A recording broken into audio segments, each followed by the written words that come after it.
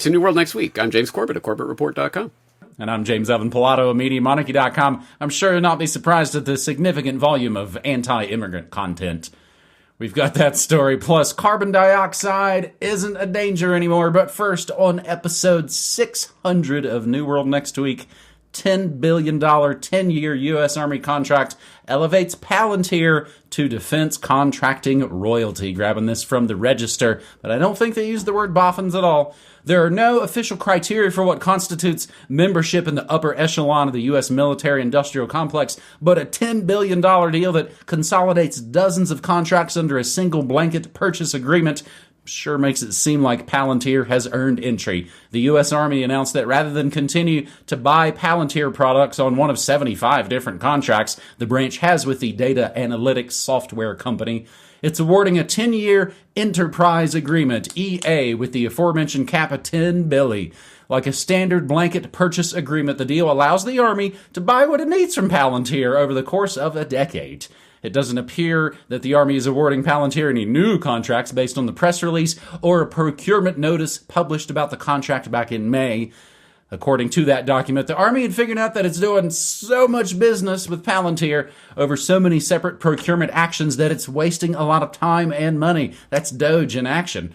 With 75 active contracts between the Army and Palantir, it's nearly impossible to track down exactly what the Army is using from Palantir, though the Register does have some ideas. Palantir won its first major defense contract from the Army way back in 2019 when it scored $800 million to work on new battlefield intelligence software for the branch. Beyond the Army and the DoD, Palantir has also worked with the beloved folks at U.S. immigration officials to develop deportation software, and at the IRS to help track with new software initiatives, and even at U.S. mortgage-backed broker Fannie Too Big to Fail May, where the company's code had been put to use detecting fraud from you pores trying to get ahead. This latest contract will likely do little to assuage conspiracy-minded fears that Palantir is gobbling up and monetizing government data for the benefit of Trump and a coterie of right-wing billionaires. Remember, when one team comes into power, the opposition wakes up after their sleepy slumber of 4 to 8 years, and those people on that team then go nighty-night. In related geopolitical warmongering weapon sales news, bombshell, India officially rejects crash-prone made-in-America F-35 for the much better made-in-Russia Su-57. Delhi defense procurements from U.S. at a standstill. And in related news, James, I had to throw this one in, discussed it very briefly on my Morning Monarchy because I had never heard of them, and we obviously need to put their name on the list. It's not Blackwater, it's not Wagner. Americans in Gaza are 100% mercenaries, and they're working for a place called UG Solutions. Now, that's a great generic name that doesn't bring up any misgivings in my mind, right, James? Yeah, what could it be? UG? I don't know. It sounds like UMG or something. Who knows? But yeah, you're right. That's a new one. Right, sure. It's a new one to me. I had never heard of them before, so it's good to put them on the list because, yes, these mercenaries have the habit of changing names every few years. But it's the same idea, it's the same concept, and let's never forget where the mercenaryization of the U.S. military stemmed from. It was Dick Cheney, as defense secretary under Bush 1, started a study group in the Pentagon. Should we use more mercenaries and contractors? The answer came in, yes, we should. Then he went to become vice president of Halliburton.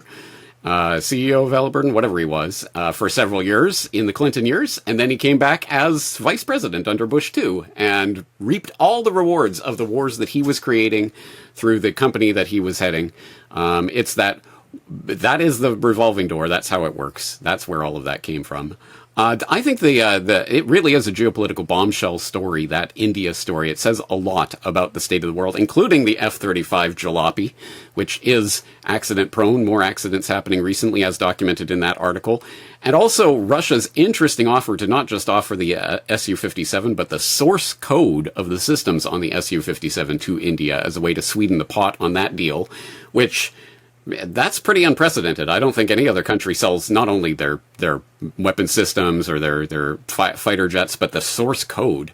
Because you got to think the U.S. is going to get that one way or another. Maybe they already have it, so maybe Russia isn't particularly concerned about that. But at any rate, that's a pretty important deal, and says something about how, I mean, U.S. has completely pivoted towards India as the bulwark against China in their growing Cold War 2.0 boogeyman. Asia Pacific. No, it's Indo-Pacific, because they really want India to be their proxy in the region. Well, maybe that's not going so well. So that is a pretty big story. But as for the Palantir story, you are right to point out, yeah, this is the Register, as in that UK outfit that talks about science and technology and stuff. Why are they talking about this defense contractor? Well, it's because this is the new face of the military-industrial complex. It's something that I've had cause to note a couple of times already. Not only does this vindicate those of us who have been talking about Peter Thiel and his control over this Trump 2.0 administration since before Trump got selected into office. As reference, I'll put in my strange story of Peter Thiel, specifically part 2 that I wrote last year on buying politicians is easy. But also, this speaks to something that I have had cause to note several times over the past several months, which is the military-industrial complex is changing. Boeing, Lockheed, Northrop Grumman, those are the old fuddy-duddy military-industrial complex. Now it's Palantir and Anduril and companies like that. And in fact, I've just noted a couple of days ago, I saw of the top 20 companies in the world by valuation, I think Anduril is on that top 20 list now. Speaking about coming out of nowhere. And it's not because they're selling products to, mom and pop down on Main Street. It's because they are selling AI automated weaponry of the future to the Pentagon. That's where the big bucks are to be made right now. And you better believe Palantir is part of that new defense contracting royalty. So I think this speaks to the way things are going. And it doesn't speak well, but at any rate, it's good to put it on the record and note where the fact that the military-industrial complex is changing. It's not going away. It's just changing faces. Elon got some of our astro persons to the International Space Station lickety-split last week. We will try to add more supplemental links. Maybe if you guys know anything extra about UG Solutions, of course, you can always post those in the comments. And yeah, it's a great way to avoid, pesky war crimes tribunals. That wasn't us. That was DynCorp stacking naked prisoners and pointing at them. And the source code thing, good grief. I mean, John Deere tractors won't even give you the source code. That's going to let you, repair it yourself or something. Or possibly install backdoors and maybe sell it to your political allies? That's the first story on this New World Next Week, episode 600, and skeptics for the win again. The U.S. EPA, the Environmental Protection Agency, decides CO2 isn't a danger anymore, so they can reverse carbon emission standards. This from azpha.org. AZPHA, everything we say and play, always included in the show notes. This week, EPA administrator said he will rescind the 2009 endangerment finding that has underpinned the EPA's regulation of carbon dioxide, the hated CO2, and other greenhouse gases. If upheld by the courts, and that's going to be the biggie if, the decision will eliminate the EPA's regulation on greenhouse gases with implications for global climate change. The foundations for regulating carbon dioxide traces back to the 1970 Clean Air Act, which authorized the EPA to regulate air pollutants that may endanger public health, and maybe we'll spray a bunch of stuff too. Initially, CO2 and other greenhouse gases weren't considered pollutants under the law. That changed with the 2007 Supreme Court case Massachusetts versus EPA, in which the unelected Black Robe 9 ruled that greenhouse gases are air pollutants under the Clean Air Act and must be regulated if the EPA determines they pose a risk. So then, in 2009, the Obama-era EPA issued the endangerment finding, concluding that CO2 and other greenhouse gases do endanger public health and welfare due to their role in climate change. That triggered regulatory requirements, starting with fuel economy and emission standards for motor vehicles, regulations on large industrial sources like power plants, cement manufacturers, and oil refineries. Not the, weaponized plutonium military factories, though, or clean up the ones that have been leaking for decades. Over the next several years, the EPA launched a suite of regulatory actions like vehicle emission standards, permitting of major industrial sources, and the 2015 Clean Power Plan, which focused on making electricity plants slowly shift to lower emission sources. Enforcement came through a mix of carrots and sticks. Permit requirements, monitoring and reporting standards, and potential penalties for non-compliance. They might enforce all this stuff selectively. The new EPA now argues that the scientific and legal basis for the endangerment finding is flawed and that carbon dioxide and other greenhouse gases, methane, don't meet that standard anymore, which, if upheld by the courts, would eliminate all the reduction measures developed and implemented since 2009. Given that 2009's endangerment finding has survived multiple legal challenges, EPA's reversal, this is, almost certain to be challenged in court. Expect lawsuits from states, environmental groups, and possibly industry players who have already invested in the stupid thing you told us to do 15 years ago. Legal challenges will likely stretch on for years, and so will the uncertainty facing regulators, industry, and communities dealing with the accelerating impacts of climate change. In the short run, much will depend on what federal district and appellate courts decide and whether they issue a stay on the EPA decision. In the longer term, much will depend on the results of America's Next Top Zionist 2028 season. And I forgot to include, I do have it, I believe, in some of my related notes here, James, from What's Up With That? Skeptics win. Endangerment finding axed. Truth finally prevails in the climate wars. And we do have the full press conference linked up for you. EPA announces major environmental policy change. And yes, top UN court says countries can sue each other over climate change. So if this first part goes through, you can bet your booty the second part is going to go through. Each of them, of course, have very shaky legal standings. But in actual environmental catastrophe news, Israeli forces demolish seed unit of Hebron. James?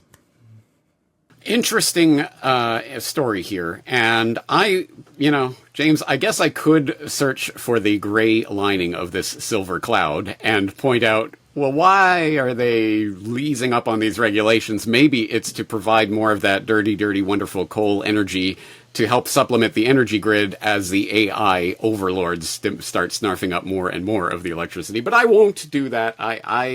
Whatever the reason or the bigger strategy behind this, at the very least, it is good to get rid of this stupid regulation. Because at the very, very least, I'm just going off the top of my head here. I didn't look it up, but I think a couple of decades ago, wasn't it John McCain and Nancy Pelosi or something were running ads together side by side talking about the threat of climate change. Look, it's a bipartisan issue. Everyone knows that the world is going to hell in a handbasket because you're breathing out, you horrible humans, you. To the extent that we can problematize that simplistic equation and realize that no, CO2 is not the scourge of the world. In fact, it is a life-giving, incredibly important part of the photosynthesis that is part of the greening of the Earth, the incredible greening of the Earth that we've seen over the past few decades in the exact time of the rising CO2 levels. So this is actually a good thing. So I think that's good. However, maybe we are burying the lead with that story that we're sourcing from the BBC there about the ICJ ruling that countries can now sue each other over climate change and, oh, you guys weren't doing enough. And as they were at pains to point out in that ruling, it's not just, of course you have legal obligations under the Paris Agreement, but it's not just the people under the Paris Agreement. It's every country has an obligation. Now, there's no actual legally binding thing here. The ICJ doesn't have that kind of jurisdiction, but it is an important ruling that sets precedent and will allow countries to start trying to sue each other, etc. So, yay! Maybe that is the new stick that they are going to try to wield in this fight. But all of this puts me in mind of an interesting conversation that I'm sure everyone in my audience has forgotten about. But I had a conversation in 2012 with a philosopher of science called Jerome Rivetz, and we talked about the concept of philosophy of science, but specifically science in times of crisis and emergency and times when the stakes are high and the uncertainty is high. Of necessity, science becomes a political act. It becomes a political thing, a football that is played. It is not about pure scientists floating around on clouds, just observing reality. No, it becomes a political act to engage in science. And for people who need to wrap their heads around that, I will throw that link flashback into the show notes. I hope people will check out that conversation. The first lawsuits are going to be from the art-hating Greta kids that glue themselves to paintings, because I hear that stops global warming or something. James, I always play an hour of old-time radio every day on my Monarchy radio stream at MediaMonarchy.com/listen. And play it on Wednesdays. We're shooting this. It's a Wednesday to me right now. That's Food World Order, so it's food, health, environment news. And I play lots of country music, so I play cowboy radio episodes. I started playing episodes of Have Gun, Will Travel. And it's from 1958, and one of the episodes I played today was called No Visitors, a.k.a. typhoid fever. The whole town is flipping out. Those two people have typhoid. Get out of here. We'll let you die in the streets. We don't care. Oh, wait, it was the measles. So even put in today's light of, oh my God, no, it was the measles. That's even worse. James, maybe, I can't help myself sometimes, but give the powers that shouldn't be great ideas. Yeah, I get tired of waiting around for them being so slow sometimes. Maybe they should make AI videos of all of those dead Greta kids that are all dead from climate change, and they could interview them about how they died. Or somebody should make a meme of West Virginia coal miners working their asses off to power our memes that show coal miners working to power our memes of... You see the repeats there. Our third and final story, James. We'll see if the sigh comes or not. Labor's plot to silence migrant hotel critics. Emails reveal Whitehall spy unit complaining to tech firms about content mentioning asylum seekers. Please keep in your mind Brandon working with the tech companies here during COOF. And we wonder, wait, does political asylum or climate asylum? Which kind?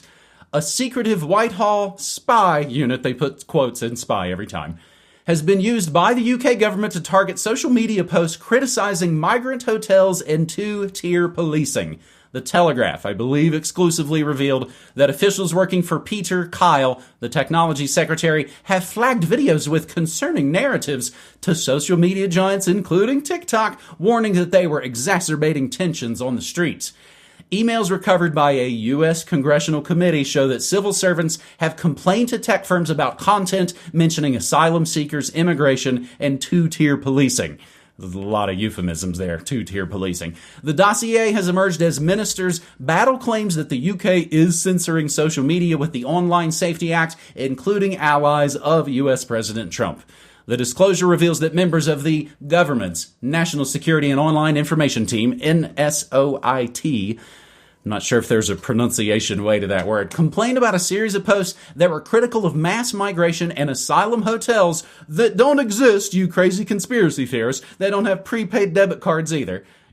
You're all liars, except we're freaking out about you finding out. Critical of mass migration and asylum hotels in August last year during the Southport riots. The team, based in the Department for Science, Innovation, and Technology, previously known as the Counter Disinformation Unit, but we changed its name to some happy-clappy Democrat-sounding bullcrap, and was used during the COVID pandemic to monitor anti-lockdown campaigners. Again, isn't that... It's the Department of Science. Counter disinfo. It's still the same pig boot on your throat. Calm down. The row over the hotels exploded again earlier this month when demonstrations broke out at a hotel in Epping after a migrant just tried to kiss a little kid. Angela Rayner, the deputy prime minister, has told the cabinet the government must take concerns about migration seriously and do more to alleviate them. However, one post flagged by the government unit with urgency included a photograph of a rejected Freedom of Information request about the location of asylum hotels and a reference to asylum seekers as undocumented fighting-age males. The emails were sent on August 3rd and 4th last year. So I guess, James, it's they let these out for their one-year birthday. Last year was also the worst weekend of the riots when protesters attacked asylum hotels across the UK. The government's private exchange with TikTok came days before Elon Musk, the tech billionaire owner of X and former ally of Trump, criticized two-tier Keir. The phrase immediately echoed by Nigel Farage, warning that police had created the sense of injustice. In another email the same weekend, officials warned TikTok that users were posting about two-tier policing at Southport rallies amid accusations that lowercase white protesters had been treated more harshly by the police than ethnic minorities. Because that then makes it okay. It said, I'm sure you will not be surprised at the significant volumes of anti-immigrant content directed at Muslim and Jewish communities, as well as concerning narratives about the police and a two-tier system we're seeing across the online environment. Officials requested that TikTok explain, quote, any measures you've taken in response as soon as you are able to. You tell us what you're doing the second you do it. Mr. Jordan, not previously mentioned in this article, I maybe edited that part out, said Labour ministers had censored posts that were critical of the government's policy on asylum, warning critics of Sir Keir to watch out. He said, in recent years, UK citizens have become increasingly fed up with the double standard in the UK. Mean tweets get you a longer prison sentence than many violent offenses. The Americans are calling this out for them. We really owe them a lot. Protests target Canary Wharf as police enforce Public Order Act at asylum hotels. This is all still going on right now. And essentially boiled down, as my West Virginia coal miners work hard to give us more memes for the memes war, boiled down, police, help, we've got a very violent burglar. Oh, you're too busy? Don't worry, love. I'm just complaining about on migrants online. The police will be here any second now. James, we laugh to not cry. I always appreciate the British accent as well. But I laugh to not cry. There's so many things to be concerned about with a story like this, isn't there? Including, of course, how the never-ending illegal wars of aggression in the Middle East create the crises that then create the flood of migration that then is used and weaponized against various European and other countries. And then, of course, the population is gaslit by their own government. It's not happening. It doesn't matter. Who cares? You're all crazy. And so one can understand how that eventuates into some significant protests. And how do they deal with this? To me, the real bright, bold headline from this is the National Security and Online Information Team. National Security, Online Information. Those are, of course, wedded, because we are living in the era in which everything of significance is online, and they want your data. They want to control your digital life. They want to control who you talk to, and when, and in what context, and what you are and aren't allowed to say, because that is the game for all the marbles. Total societal control. And I think that speaks to a number of things, but perhaps the most important, and I will underline this again, not for the first time, not for the last time, I will continue to underline this, things like this, and the fact that a national security and online information team exists, and that they are actively monitoring and trying to control social media conversations, once again, means that it does matter what you say. It does matter what you think. They are actually scared of you actually going out there and informing and organizing with others. They are actively spending their time and resources to combat that threat because it makes a difference. So do not listen to the black pill doomsayers who say nothing matters. It's all a New World Order script. They control everything. No, they do not. When you believe that and you just give in, oh, nothing I do matters, then they win. So no, do not believe that enemy propaganda. Do not internalize it. What you say and what you think does make a difference. They show that with their actions. So continue speaking and thinking freely, and unless and until they stop you from doing that, we are winning. Imagine if 9/11 Truth had been able to stop the 7 wars Bush and Obama started 20 years ago now. Might have a lot less asylum seekers seeking to be used as a cudgel to divide and conquer. And really, again, to quote I always got to quote War Games that the smartest move is to not play. And when I say that, I mean playing it in their way, using their platforms, standing in their free speech zones. All those other old ways, just as you were saying, the military-industrial complex has changed. So has your ways to fight the New World Order. Screaming and yelling and bullhorning ain't gonna do it anymore.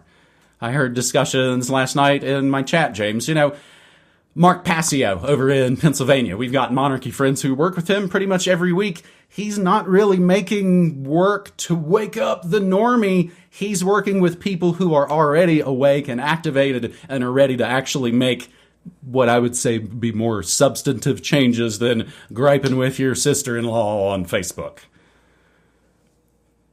I don't need the New World Next Week sigh. I don't feel completely depressed about all of that. There's positivity, James. And that is New World Next Week, episode 600. Ladies and gentlemen, we have been doing New World Next Week for 15 years. Our separate work combined creates to over 30 years of fear-free, ad-free work. You've never seen any advertisements on our work that we placed there. It's all been given away for free. Every single bit of it to you over our last, again, combined 30-some years. And now, while you can't get classic Corber Report logo shirts at newworldnextweek.com anymore, unless we might have a damaged one by one of the cats here, James, when it was being modeled on the mannequin. We do talk about sometimes having a little, busted toys sale for the New World Next Week store. There were some USB drives a couple years back that weren't up to our standards that still have all the data upon them. We might do a little crazy blowout sale one of these days and maybe move a bit of that product. That is at newworldnextweek.com. Corber Report DVDs, USBs, Monarchy music mixes, and radio plays. And James had just was hitting me the other day. Oh, it's time to play the annual Media Monarchy production of The Octopus. So I'll probably have to do that later this weekend. The Casolaro Deathiversary, of course, coming up this weekend. James, did you see, not to keep going, Les Wexner's going to buy Obama's awesome Martha's Vineyard pad? You know, where his chef died in like an inch of water. Weird. Wow. Yeah. So Les Wexner, who I thought didn't have any money, since the whole Victoria's Secret thing fell apart, it really made me want to reach out to Whitney Webb and see what on earth is going on. If you want to know what's going on, I play the exclusive audio of these New World Next Week episodes before they are published. Only me, Brock, and Corbett have heard them. I play them after my morning monarchy Thursday mornings. That is around 10 a.m. Mountain Time at MediaMonarchy.com/listen. And James, is my 20th anniversary of Media Monarchy approaches. Like I said, been online since September 11th, 2005. If I could put it out to people in some ways that, and you know this, you could agree, Media Monarchy can kind of be your one-stop shop. If you feel like you're schlepping around doing a bunch of time waster crap on the internet, arguing with your sister-in-law, as mentioned earlier, Media Monarchy has your news, has your music, has your friends, has your DIY, has some TV at night. It pretty much has all the things you run around into other places, all essentially in a fear-free, ad-free, hopefully usually bully-free membership community, James. And that is all at MediaMonarchy.com/join. Again, I kind of think that work is the thing that's worth the membership payment. So you get in and you get to hang out with other people. And again, there are people, James, they're in there 24/7. And you can pop in there and go, oh my God, I need to work on this thing in my garden, or my kid, or a fix in my home, or have you seen that new movie? It's a bit like a friendship, James. And the stranger the world gets, I find places like the Media Monarchy community to be that much more important. That is my hard sell at the end of New World Next Week, episode 600, buddy. Awesome. And just on a Corbett Report deprogramming note, a thank you to the people who have, in the past couple of episodes, wondered, is James okay? He looks so he looks exhausted. Is he all right? I am fine. I am amazingly fine. I am awesome. I am fired up. I'm passionate. I'm 100% firing on all cylinders. But I'm dripping with sweat because it is incredibly hot in the Japanese summer and I don't have air conditioning. So thank you to the people who are concerned about my well-being. I am totally fine. I'm just a bit hot. On that note, though, I am going to do what I do, I think, every August at this point, which is take a couple of weeks off of the public production of the regular series and stuff. Don't worry, I'm not actually going any on vacation. I'm just going to continue working behind the scenes, but I will probably be not posting as much during the rest of August. I think we're still on for New World next week, at least most weeks here, but I will not be posting all the Solutions Watch and podcasts and stuff as usual, or the subscriber newsletter as usual. So anyway, August will be quieter at CorbettReport.com. Thank you for all the people emailing in their concern, but I am totally fine. But you may notice the sweat literally dripping off of me as I record this. I think we'll leave this there. Though, James, thank you again for the stories. Looking forward to doing it again. Thanks so much, buddy. Take care, man.